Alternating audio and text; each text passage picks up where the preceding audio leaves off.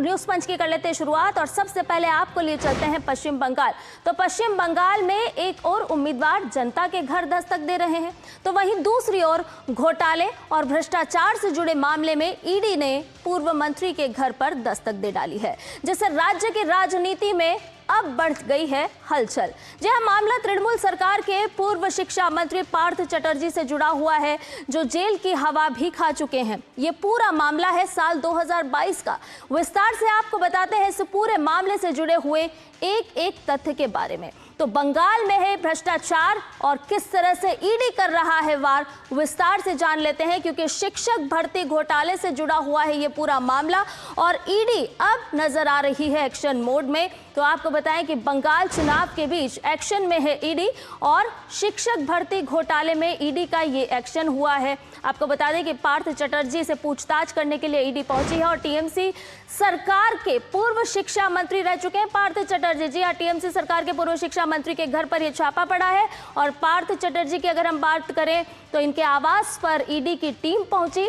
क्यों पहुंची? क्योंकि बार बार इन्हें समन दिया जा रहा था। बार बार समन दिए जाने के बावजूद भी ये पेश नहीं हो रहे थे और हर बार कोई ना कोई बहाना बना रहे थे और इन बहानों में सबसे ज्यादा बहाना था बीमारी का। जी हाँ, बीमारी का हवाला दे रहे थे और इसीलिए पेश नहीं हो रहे थे।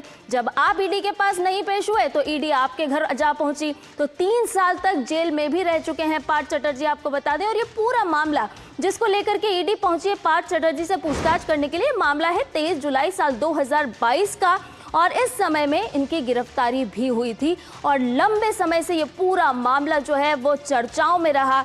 वहीं पश्चिम बंगाल के पूर्व बर्धमान में प्रधानमंत्री नरेंद्र मोदी ने भाजपा की विशाल जनसभा को संबोधित किया और टीएमसी सरकार पर भ्रष्टाचार का आरोप लगाते हुए प्रधानमंत्री ने कहा कि टीएमसी के हर भ्रष्टाचारी का पूरा हिसाब किया जाएगा। आपको सुनवाते हैं।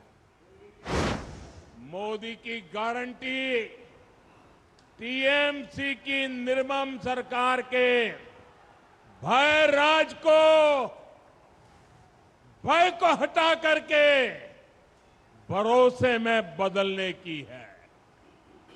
और ये गारंटी पूरी कैसे होगी, इसका पूरा खाका बीजेपी के घोषणा पत्र में है।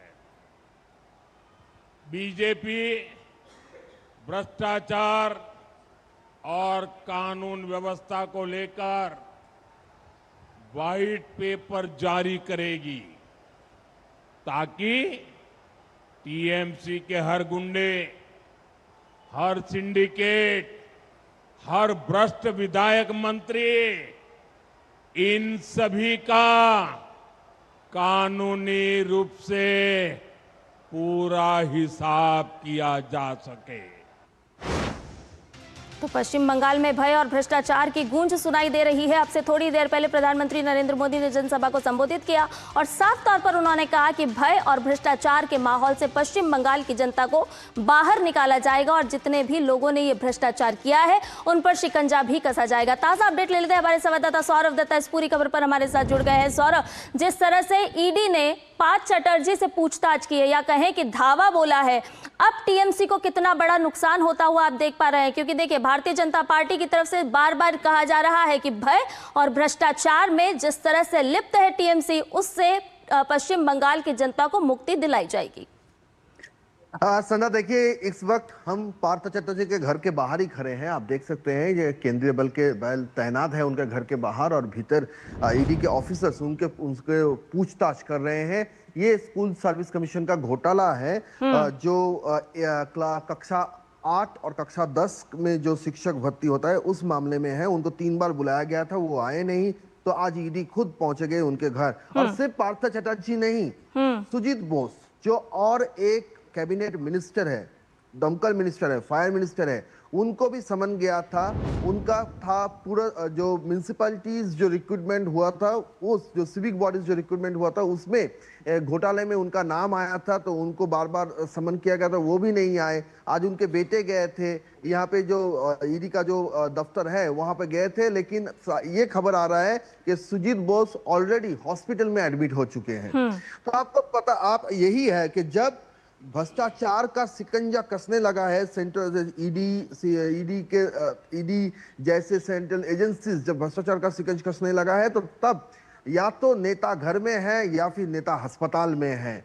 और यही कहना है बंगाल की जनता का जो पिछले कई सालों से जो भ्रष्टाचार लेख के बाद एक भ्रष्टाचार में जो टीएमसी नेता का नाम जुड़े हैं, उसके चलते आने वाले दिनों में भी ये भी बंगाल का जनता का एक सवाल था कि इनको कब सजा मिलेगा। ये चाहे वो शिक्षक घोटाला हो, चाहे वो राशन घोटाला हो, चाहे वो सिविक बॉडीज रिक्रूटमेंट घोटाला हो। और ये सवाल इसलिए उठ रहा है कि कुछ दिन पहले हावड़ा में, जहां पे रेशन घोटाला के जो मूल आरोपी है ज्योतिप्रिय मल्लिक, इस बार भी हावड़ा से कॉन्टेस्ट कर रहे हैं, उनको टिकट दिया है टीएमसी ने और मंच से सीएम बोली है कि ज्योतिप्रिय मल्लिक जो राशन घोटाला के आरोपी है वो उनका फेवरेट कैंडिडेट है। ये मैं कोट अनकोट बोल रहा हूं संदा आपको कि ये साफ तरीके से कहा गया कि सीएम कहा कि ये मेरा फेवरेट कैंडिडेट है ज्योतिप्रिय मल्लिक, आप इसको वोट दीजिए।